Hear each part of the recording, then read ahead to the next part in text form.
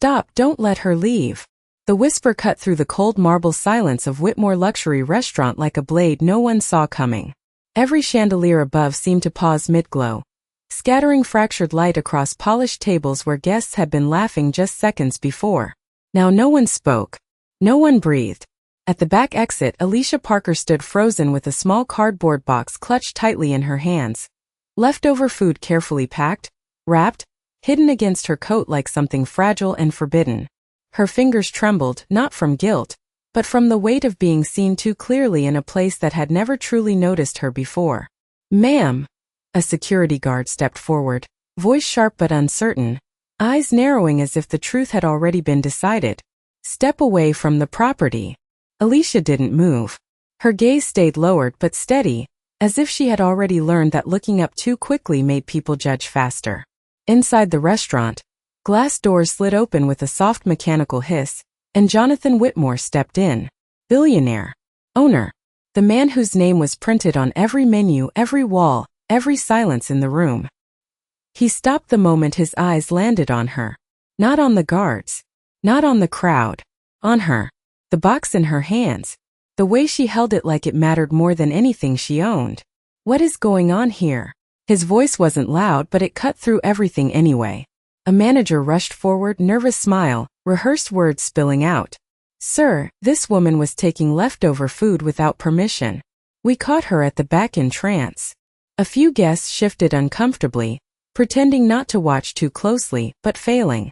Alicia finally spoke, her voice soft but clear, carrying something no one in the room expected. "I wasn't stealing." A pause. The kind that feels like the air itself has been suspended. Jonathan's eyes narrowed slightly, not in anger but in focus. "Then explain." Alicia tightened her grip on the box. It was going to be thrown away anyway. A faint ripple moved through the staff. Disapproval. Confusion. Judgment. But Alicia didn't stop. "I just didn't want it to disappear while someone was still hungry." That sentence hit differently. Not loud. Not dramatic. But precise. Jonathan's gaze shifted just slightly toward the kitchen doors, where trays of untouched food waited behind stainless steel counters. Perfect meals. Perfect waste. A system so normal no one questioned it. Until now. The manager tried to interrupt, but Jonathan raised one hand. Silence. Complete. Then he stepped closer to Alicia. One step. Then another. Until there was nothing between billionaire and woman except the truth neither of them had said out loud yet. "How long have you been doing this?" he asked quietly. Alicia hesitated. "Since I couldn't afford not to." That was it. No drama. No pleading. Just truth. Jonathan looked at the box again. Then at the staff. Then at the room full of people who suddenly couldn't meet his eyes. Something in his expression changed. Not anger but recognition. Like seeing a flaw in a system he built but never truly looked at. "Open it," he said. Alicia blinked. "What?" "Open the box." Slowly she did. Inside were neatly packed portions of untouched food. Carefully arranged, not chaotic, not stolen, preserved. Jonathan stared at it for a long moment. Then he turned to the manager. "You call this theft?" The manager opened his mouth, but no words came out. Jonathan exhaled slowly, as if something inside him had finally cracked open. "No one here is leaving until we fix this," he said. Alicia looked up for the first time, truly meeting his eyes. And in that moment, something neither of them expected began to shift, not just in the room but in everything that came after. The silence that followed did not feel empty, it felt heavy, like the entire restaurant had been forced to hold its breath at the same time. No one moved at first. Plates remained untouched, conversations abandoned mid-sentence, and even the soft background music seemed to fade into something distant and irrelevant. Alicia Parker still stood near the back entrance, holding the box close to her chest, as if releasing it would somehow change what everyone now believed about her. Jonathan Whitmore did not raise his voice again. He did not need to. Instead, he turned slightly toward the staff, his expression calm but unmistakably firm. "Everyone returns to their positions," he said evenly. "No one leaves this area until I understand exactly how this happens here." The manager immediately stepped forward, forcing a nervous smile that did not reach his eyes. Sir, this is likely a misunderstanding. We handle food disposal according to strict guidelines. There is no misuse of resources. His words were careful, rehearsed, designed to smooth over any disruption rather than explain it. But Jonathan's gaze did not soften. It sharpened. Then show me, he replied. The manager hesitated for only a fraction of a second before gesturing toward the kitchen. Staff members exchanged uneasy looks, wiping their hands unnecessarily, suddenly aware of every detail of their own movements. Alicia remained still, though her grip on the box loosened slightly, as if she was no longer sure whether she was part of the conversation or simply the reason it existed. Jonathan finally looked back at her. How often do you come here? He asked. Alicia hesitated, then answered quietly, whenever I can tell there will be waste at closing time. A ripple passed through the nearby staff.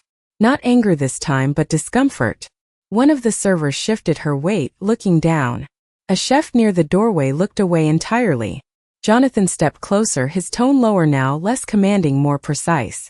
You were never given permission. It was not a question. Alicia shook her head. No one ever told me I was not allowed. I just learned when to come after the kitchen lights dimmed.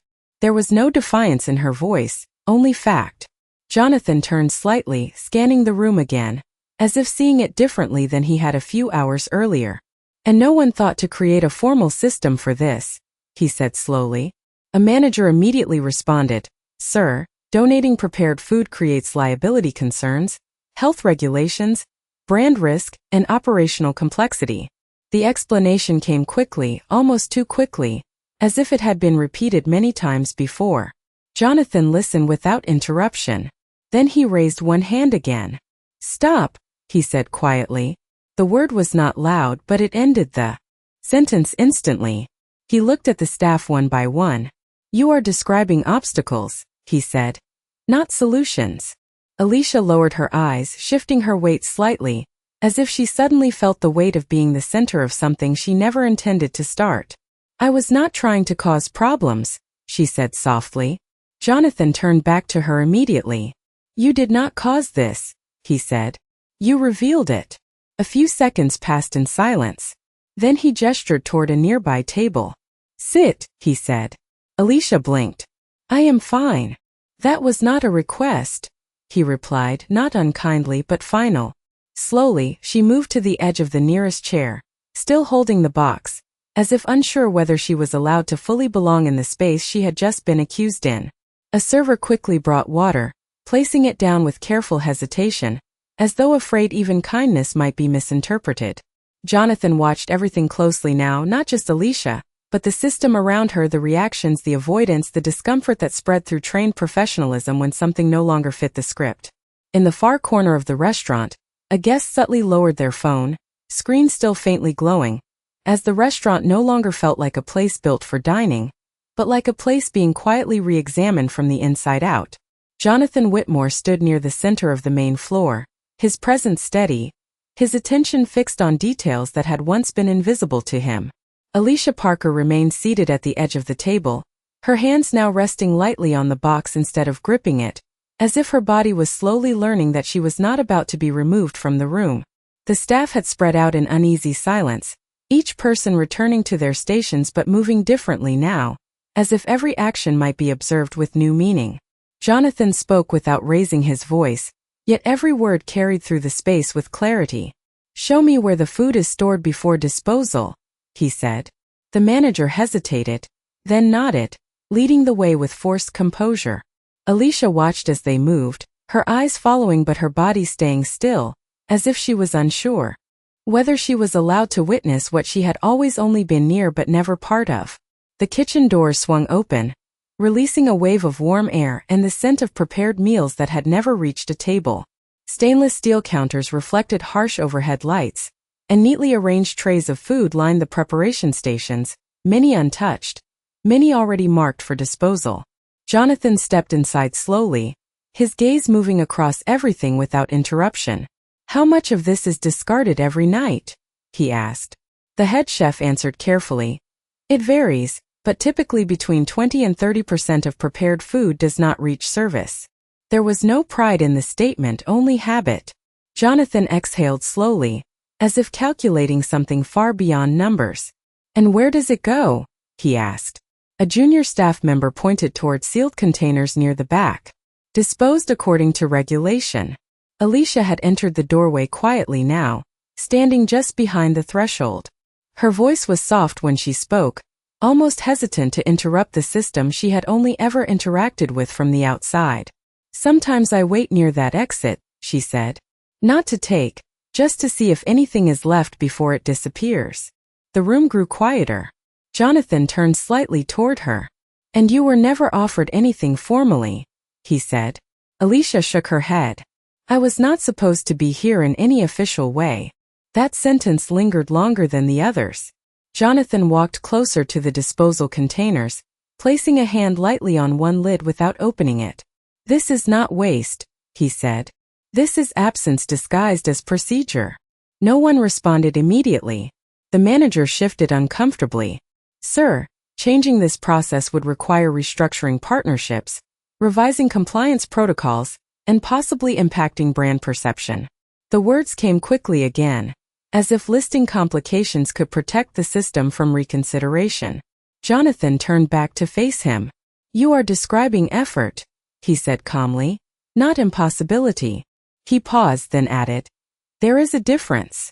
Alicia looked between them, her expression quiet but focused, as if she was witnessing something she had never been invited to imagine before.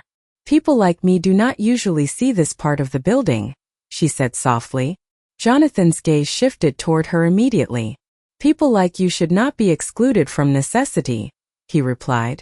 A few staff members glanced at each other, uncertainty replacing routine. Jonathan stepped back into the main kitchen floor, his voice steady but now carrying direction. "Effective immediately, nothing prepared here leaves without documentation of purpose," he said. The manager blinked. "Sir, that would require approval across departments." Jonathan nodded once. "Then begin that process tonight." Alicia remained still, absorbing the shift not as spectacle, but as reality slowly adjusting its shape. A server nearby quietly set down a tray she had been holding, as if unsure whether she was still following the correct procedure of the moment. Jonathan looked back at Alicia again. "What you did was not unnoticed," he said. Alicia lowered her eyes slightly. "I did not do it to be noticed," she replied. "I did it because it felt wrong to let it disappear." There was a brief silence again, but this time it was not heavy. It felt different, like something unresolved had been acknowledged. Jonathan turned toward the staff once more. "We will create a system where nothing usable is discarded without purpose or redistribution," he said. "And we will ensure it is not dependent on secrecy or necessity." Alicia finally looked up fully, not at the system but at him.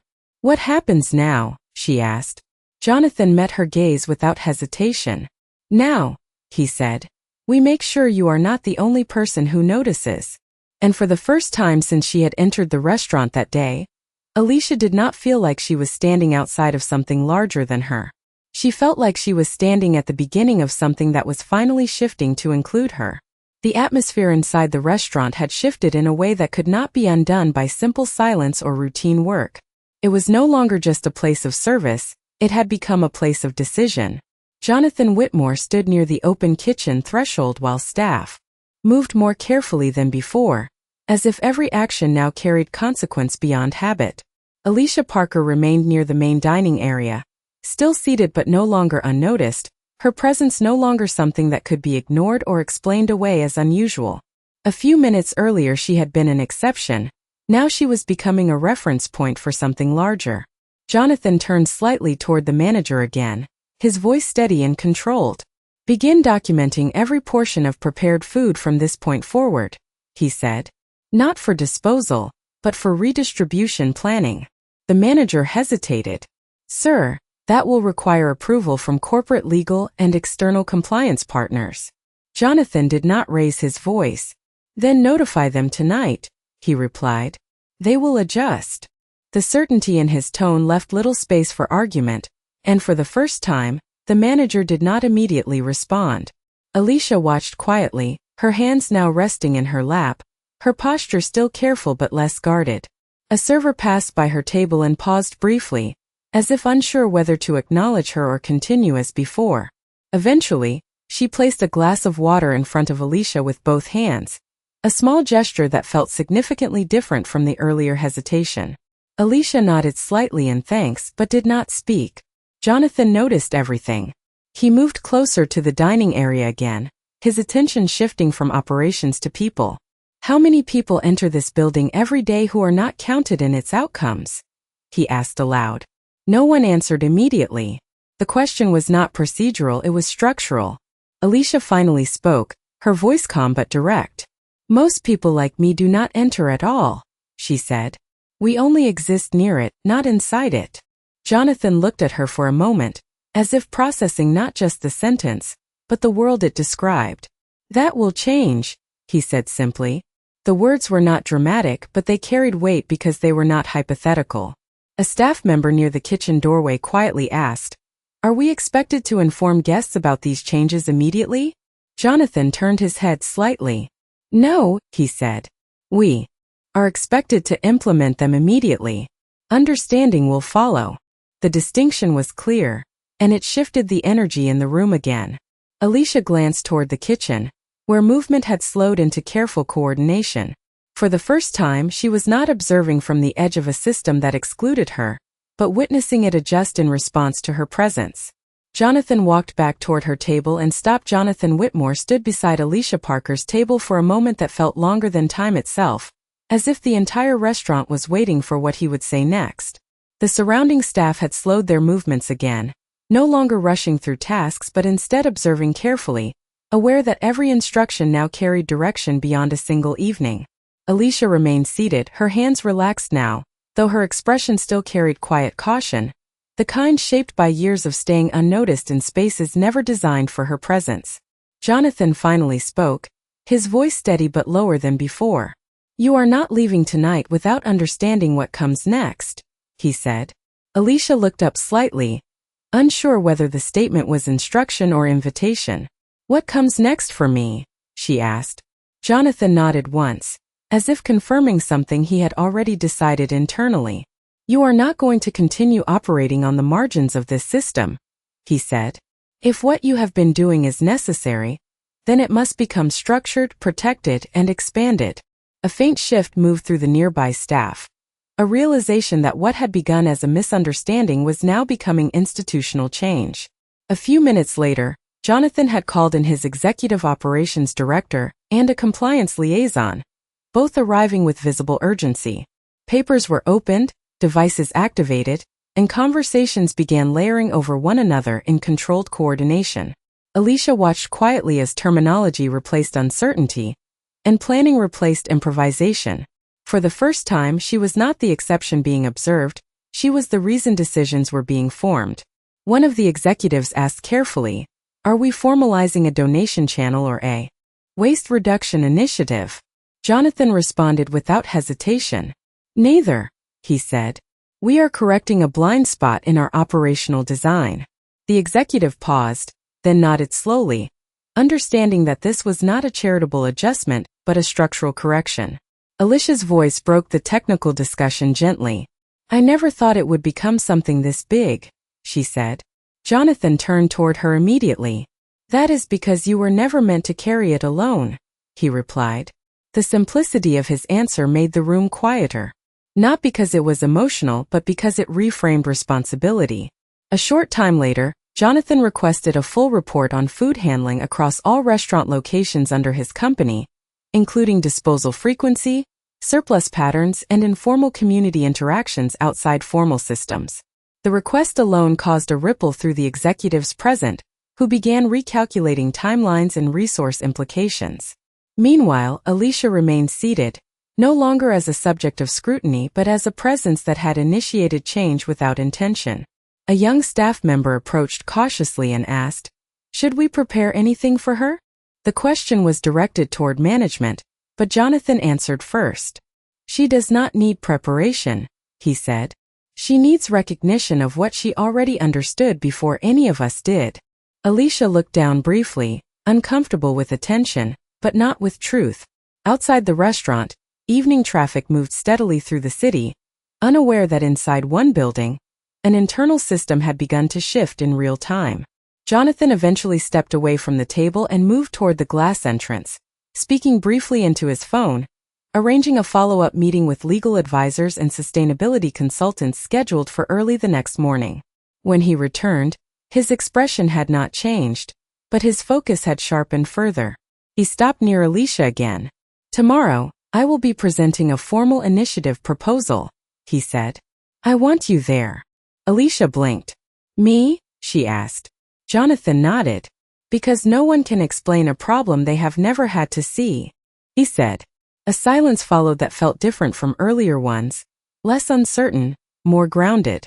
Alicia slowly stood from her chair, holding the box she had brought earlier, though now it felt less like evidence and more like a reminder of where everything had started. "I do not know what I am supposed to say in a place like that," she admitted. Jonathan replied without hesitation. "You will not be there to say what is expected," he said. "You will be there to say what is true." For the first time since entering the restaurant, Alicia allowed herself a small breath of relief that was not tied to fear or uncertainty. Around them, the restaurant continued to transform quietly, not through disruption, but through structured correction, as if a system long ignored had finally been given language. And in that space between decision and execution, Alicia Parker was no longer just someone who had been noticed. She was now part of what would be permanently remembered as the moment everything began to change. The night outside the restaurant had deepened into a quiet city glow, but inside Jonathan Whitmore's world, nothing felt like night anymore. The space that had once been defined by service and routine now carried the atmosphere of preparation, as if every surface inside the building had been quietly repositioned toward something larger. Alicia Parker stood near the glass entrance for a moment, watching the steady flow of traffic outside, unsure how a single evening could stretch so far beyond its original shape. Jonathan returned from a brief call, his expression unchanged but his focus sharper than before. He approached her without hesitation. "Tomorrow morning is not informal," he said calmly. "It will include legal representatives, operations leadership, and media relations oversight." Alicia turned slightly, her voice careful. "Media?" she asked. Jonathan nodded once. "When systems change, visibility follows," he replied. Alicia lowered her gaze briefly, absorbing the weight of what that meant. "I am not used to speaking in front of people like that," she admitted. Jonathan responded without delay. "You are not there to perform," he said. "You are there to describe reality." Those words settled between them, steady and direct, removing any expectation of performance and replacing it with clarity. A few minutes later, Alicia was guided by a staff coordinator to a private preparation room inside the restaurant's upper level, a space usually reserved for executive meetings. The room was simple, neutral, and quiet, with soft lighting and a long table where documents had already been arranged. A stylist consultant had been invited, not for appearance, but for presence in formal environments. Alicia hesitated at the doorway, unsure whether she belonged in such a structured space. Jonathan arrived shortly after and noticed immediately. "You do not need to adjust who you are," he said. "You only need to feel comfortable enough to speak clearly." The stylist stepped forward gently, offering a simple professional outfit suitable for formal presentation. There was no urgency in the process, only coordination. Alicia accepted it slowly, still processing the transition from the back exit of a restaurant to a corporate meeting that now carried legal and structural implications. While she changed, Jonathan remained outside the room, reviewing documents with his team. The reports showed not only food surplus data, but systemic inefficiencies that had existed quietly for years without being formally addressed. Each page confirmed patterns that now felt obvious in hindsight. A senior operations advisor spoke carefully. "This initiative will require company-wide restructuring in multiple regions." Jonathan replied without looking up. "Then we begin where the visibility is clearest." Inside the preparation room, Alicia stood in front of a mirror for a brief moment, not studying appearance, but adjusting to the idea that she would be speaking in a space that previously felt inaccessible. A staff member gently explained the structure of the meeting: introductions, presentation of findings, and open discussion. Alicia listened closely, asking only one question: "Will I be interrupted?" The staff member hesitated, then answered honestly: Not if you are speaking about your experience. Alicia nodded once, accepting that distinction. Later. That evening, Jonathan returned and stood beside her at the doorway again. The restaurant below was now closing, lights dimming, staff transitioning into final procedures. The environment that had once been chaotic with uncertainty was now organized under new directives being drafted in real time. Jonathan spoke quietly. "Tomorrow will not be comfortable for everyone," he said. Alicia looked at him. "Will it be comfortable for me?" she asked. Jonathan paused, then answered with measured certainty. "It will be clear," he said. "And clarity is what changes systems." A brief silence followed. Not heavy, not uncertain, but focused. Alicia stepped slightly forward, no longer retreating from the scale of what was ahead. "I never thought something like this would come from a single moment," she said. Jonathan looked toward the city outside. "Most changes begin as something small that someone refuses to ignore," he replied. As the night settled deeper, arrangements continued across multiple departments, coordination expanding beyond the restaurant into corporate channels. What had started as a single observation had now become an official agenda item across executive levels. Alicia remained in the preparation room for a while longer, quietly reviewing the notes in front of her, realizing that she was no longer standing at the edge of a system. She was about to speak inside it. And somewhere in that realization, fear did not disappear, but it transformed into focus, steady and deliberate, as if for the first time she was not being carried by events, but walking into them. The morning arrived without ceremony, as if the city itself did not yet realize that something important was about to take place inside one of its most well-known restaurants. Inside the headquarters conference suite, however, everything was already in motion. Chairs had been arranged in a precise semicircle facing a central presentation space. Soft lighting replaced the warm restaurant glow from the night before, creating an atmosphere that felt less like hospitality and more like structured decision-making. Alicia Parker stood quietly near the entrance of the room, now dressed in simple professional clothing chosen to help her feel comfortable rather than to impress anyone. Jonathan Whitmore entered a few moments later, accompanied by several executives and legal advisors. There was no tension in his expression, only focus. He looked toward Alicia and gave a slight nod, signaling that she did not need to adjust herself to the room. She simply needed to step forward when ready. Gradually, more people entered. Senior managers, compliance officers, regional directors, and 2 representatives from external policy consultation firms. The room filled with quiet conversation that faded quickly as attention shifted toward preparation. Alicia remained still for a moment, observing the structure of the environment. It was unlike anything she had ever been invited into. Not because of luxury, but because of decision authority. Jonathan finally spoke. "We will begin in 5 minutes, he said. His voice was calm but definitive. The conversation stopped immediately. Alicia exhaled slowly, steadying herself. A staff coordinator gently guided her toward the presentation area. There was no podium, only a table with documents and a screen displaying structured data summaries from the previous night. Jonathan stepped slightly to the side, allowing the focus to shift fully to her when the moment arrived. "You do not need to present anything complex," he said quietly. "Just explain what you have experienced." Alicia nodded, though her hands remained lightly clasped in front of her, as if grounding herself. The room grew silent as everyone took their seats. Jonathan initiated the session with a brief introduction.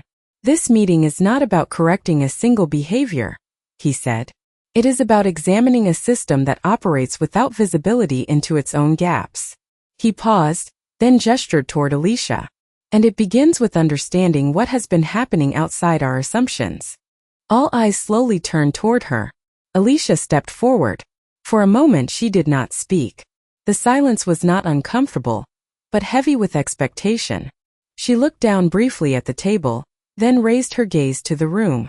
"I am not here as an expert," she began, her voice steady but quiet.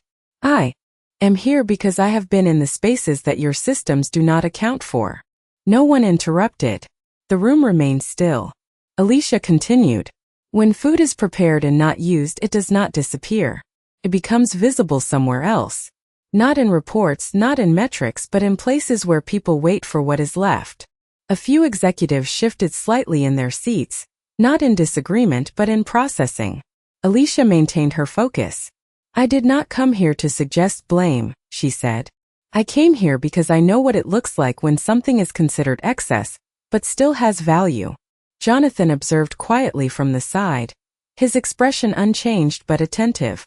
Alicia continued speaking, not raising her voice, but allowing each sentence to settle fully before continuing.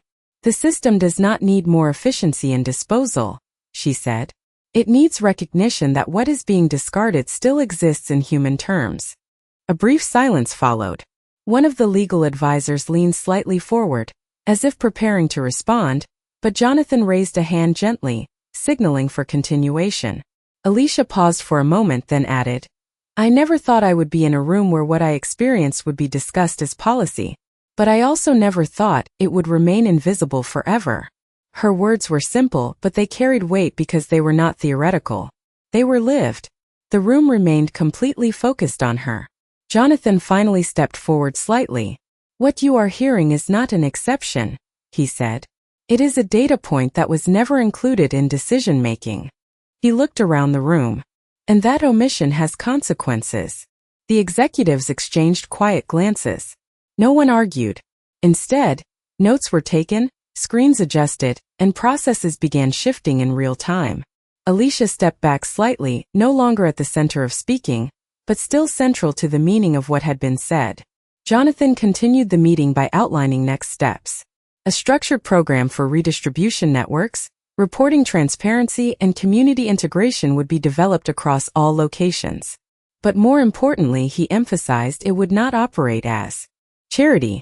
It would operate as correction.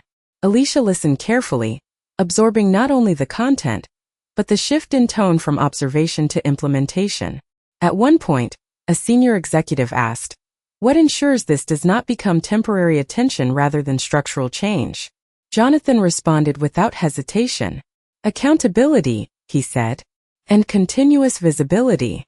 Alicia looked toward him briefly, then back to the room. The discussion continued for nearly an hour, moving from principles into logistics, from intention into measurable frameworks. As the meeting approached its conclusion, Jonathan addressed Alicia directly. "You did not just identify a problem," he said. "You changed what this company considers relevant information." Alicia did not respond immediately. When she did, her voice was quiet but steady. "I just did not want it to be ignored anymore," she said. Jonathan nodded once. "That is exactly why it is now part of everything that follows." The meeting ended without ceremony. Chairs shifted, documents were collected, and conversations resumed at a lower volume. But the atmosphere had changed permanently. Alicia remained standing for a moment longer, realizing that what had started as something unnoticed had now entered structured reality.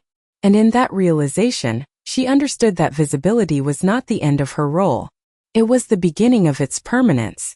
The conference room gradually emptied, leaving behind a lingering sense that something irreversible had already taken place. Chairs scraped softly against the floor as executives and advisors gathered their materials, speaking in lowered voices that carried a tone of recalibration rather than conclusion.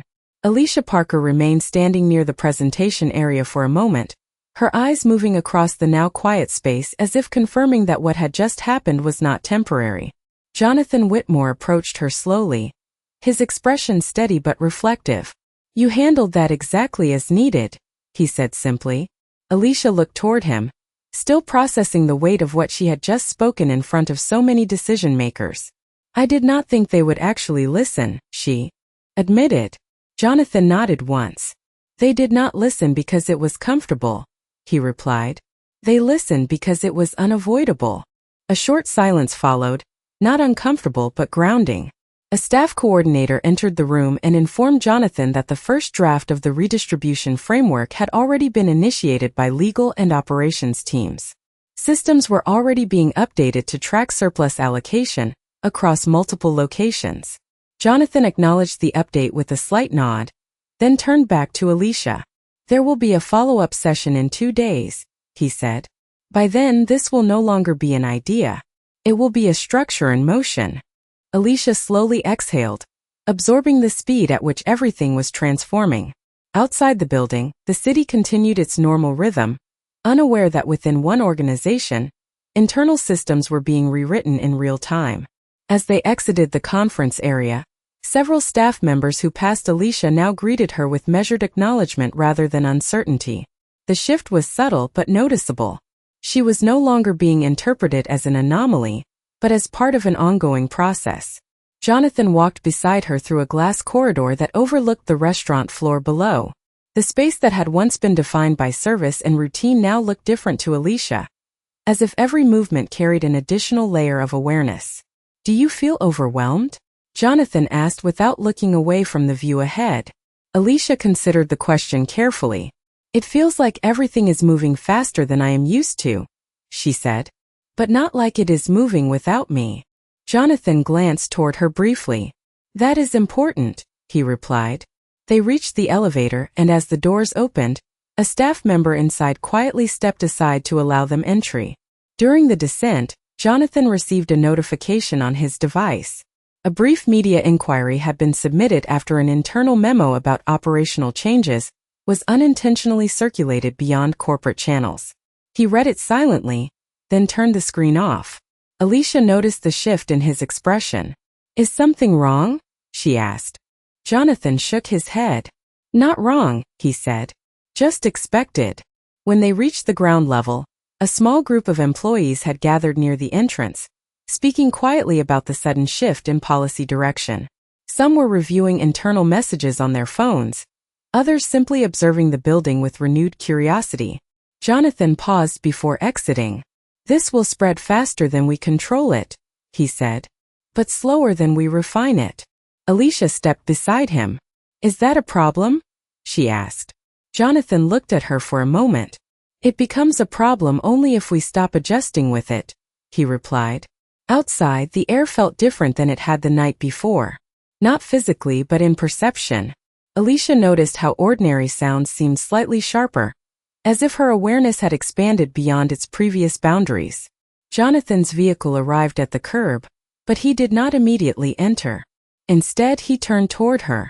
"You will receive formal documentation tomorrow outlining your advisory role in the initiative," he said. Alicia blinked slightly.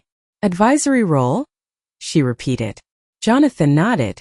"You are no longer outside the system," he said. "You are part of how it is evaluated." Alicia did not respond immediately. The idea settled slowly, not as elevation, but as responsibility. Jonathan continued, "There will be people who question this change. Not because it is incorrect, but because it is new." Alicia looked toward the building behind them, then back to him. "What should I do when that happens?" she asked. Jonathan's answer was calm. "Stay consistent with what you already proved," he said. "Reality does not require defense when it is visible." A moment of silence passed between them. Then Jonathan stepped into the vehicle, closing the door behind him.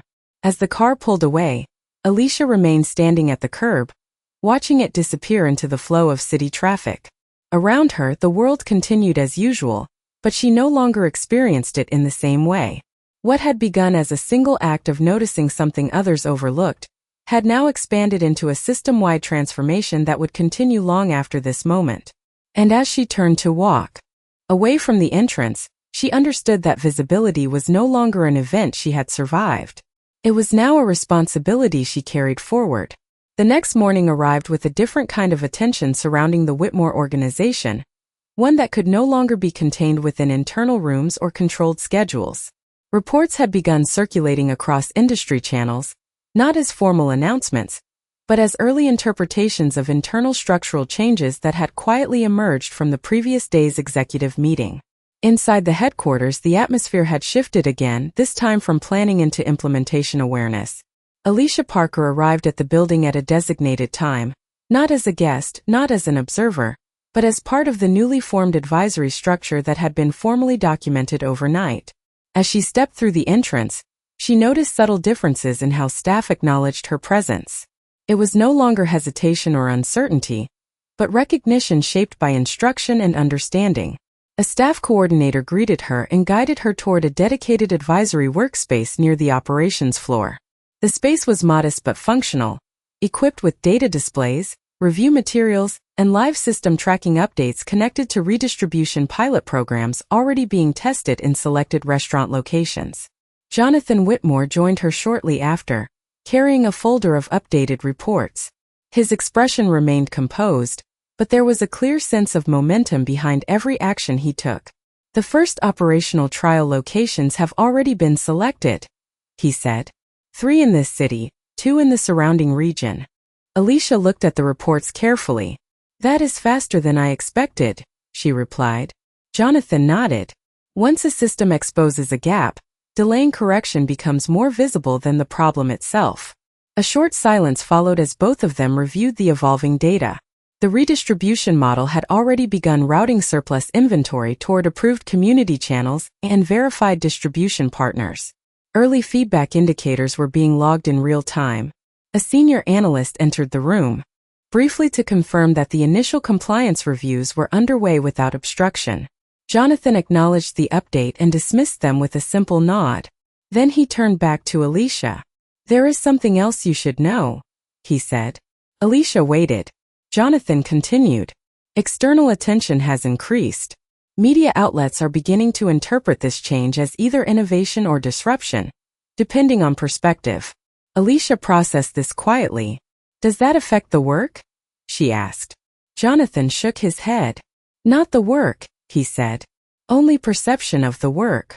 Across the building, internal communication channels continued to update staff on procedural adjustments. Training modules were being drafted for surplus handling, and new reporting structures were being tested. Alicia reviewed a live dashboard showing early redistribution outcomes, noticing how quickly what had once been invisible was now being measured, tracked, and adjusted. Despite the scale of activity, she remained focused on the practical details rather than the attention surrounding them. At one point, a communications advisor entered the room and informed Jonathan that a formal request for comment had been submitted by a major financial publication. Jonathan read the request silently, then placed it aside without immediate response. Alicia noticed his reaction. "Will you respond publicly?" she asked. Jonathan considered the question. "Eventually," he said, "but not before the system stabilizes enough to speak for itself." Alicia nodded slowly, understanding that visibility without structure often creates misunderstanding rather than clarity. Later in the morning, Alicia was invited to observe a live operational review meeting between regional managers connected to the pilot locations. The discussion focused on logistical coordination, timing of redistribution cycles, and integration with community partners. While technical in nature, the underlying theme remained consistent, transforming what had previously been discarded into something purposeful and accounted for. During a brief pause in the meeting, one of the regional managers asked carefully, "Is this initiative permanent or experimental?" Jonathan answered without hesitation. "It is structural," he said, "and structures are designed to remain unless proven inadequate." The response shifted the tone of the room into quiet acceptance of long-term expectation. Alicia remained observant throughout, noting not only the systems being discussed, but the mindset shift occurring among those responsible for executing them. After the meeting concluded, Jonathan and Alicia returned to the advisory space. For a moment, neither spoke. The quiet was different from earlier silences. It was no longer uncertainty or tension, but reflection. Finally, Alicia broke it gently. "It still feels like I am adjusting to something that already moved past me," she said.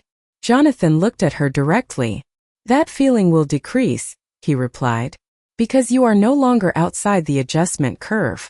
Alicia allowed a faint breath of acknowledgement. Outside the glass walls of the building, the city continued its usual rhythm, unaware of the internal recalibration occurring within one organization that was now beginning to influence broader discussions across its industry. Jonathan gathered his documents and prepared to move to the next scheduled coordination session.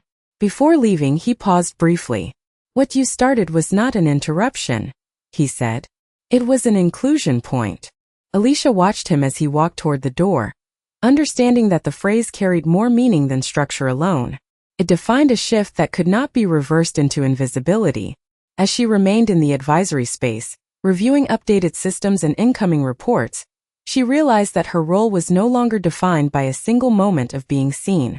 It was now defined by the continued responsibility of ensuring that what had been revealed would remain accounted for, structured, and impossible to overlook again.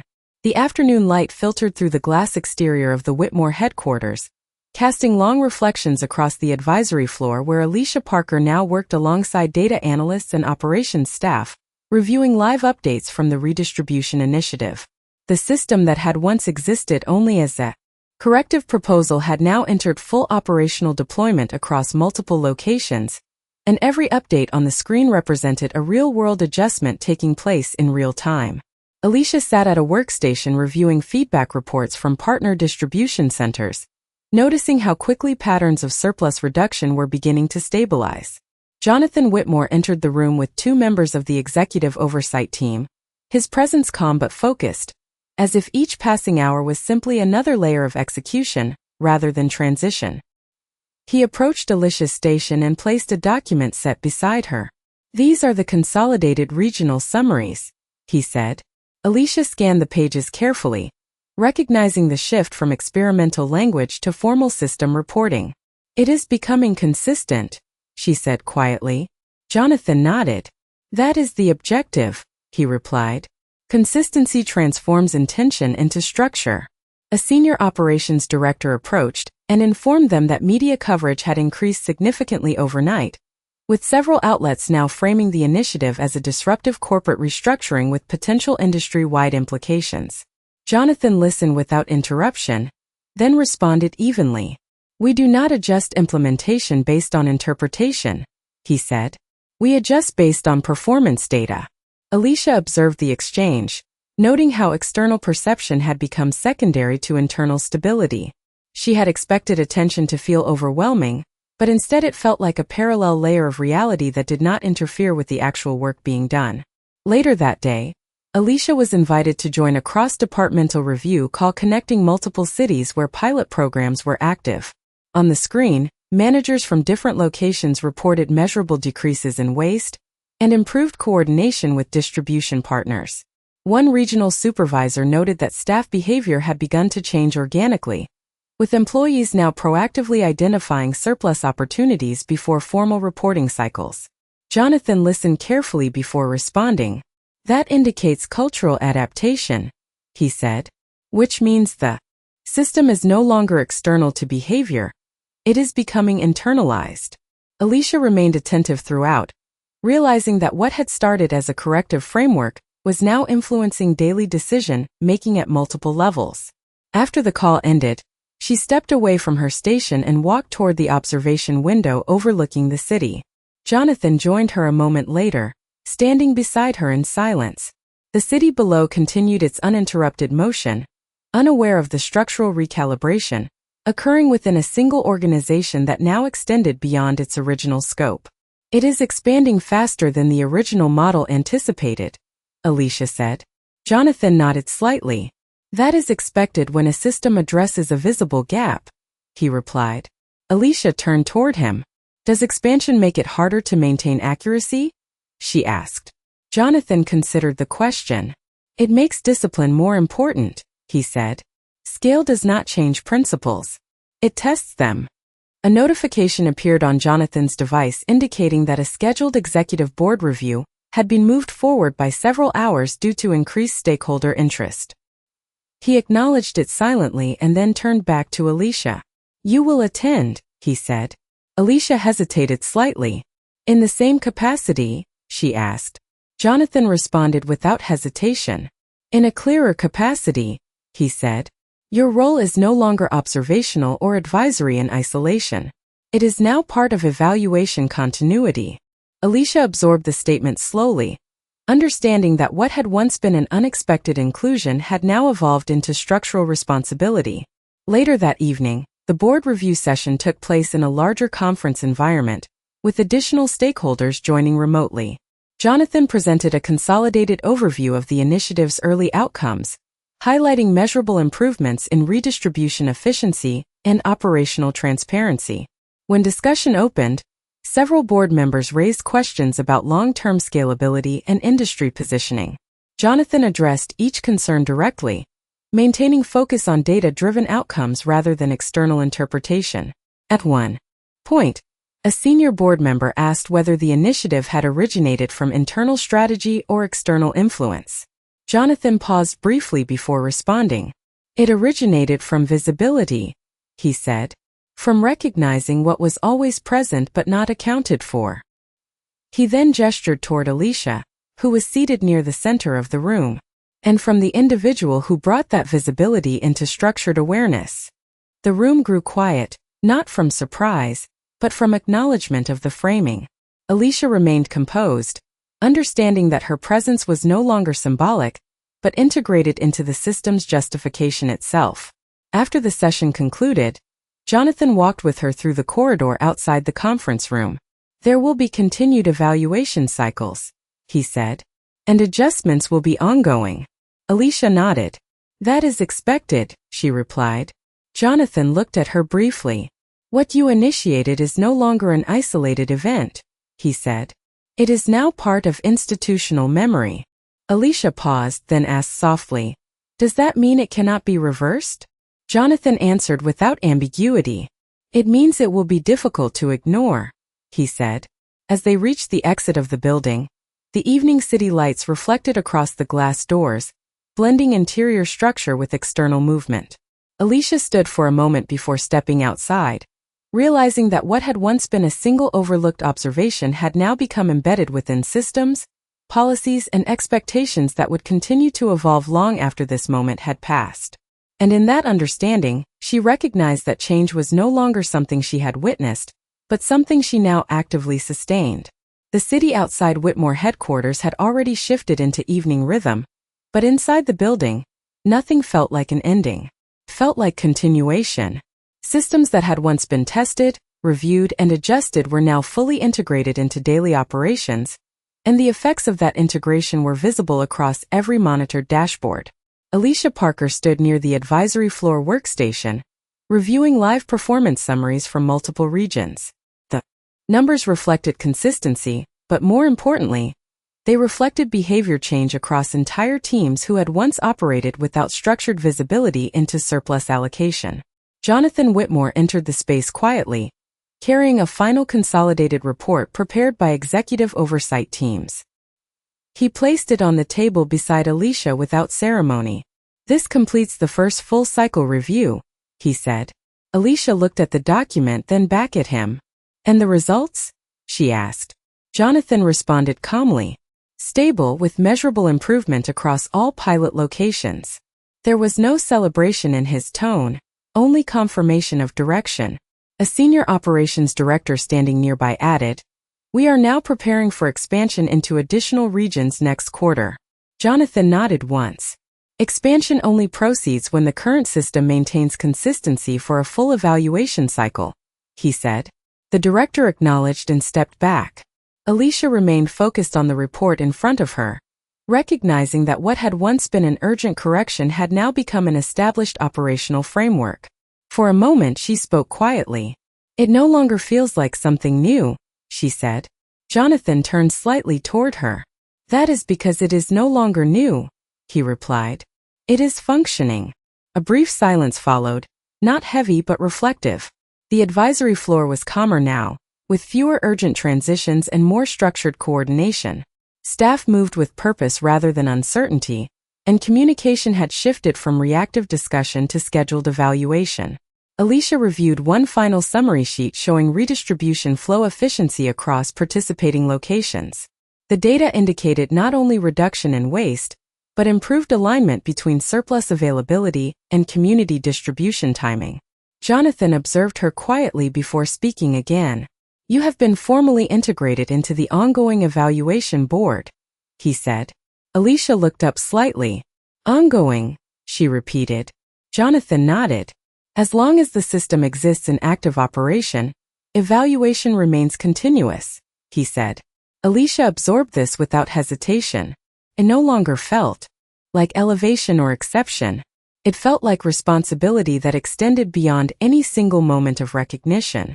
Later that evening, a final executive review session was held with all regional leads and compliance supervisors. The meeting was not focused on introduction or justification anymore, but on refinement and long-term sustainability.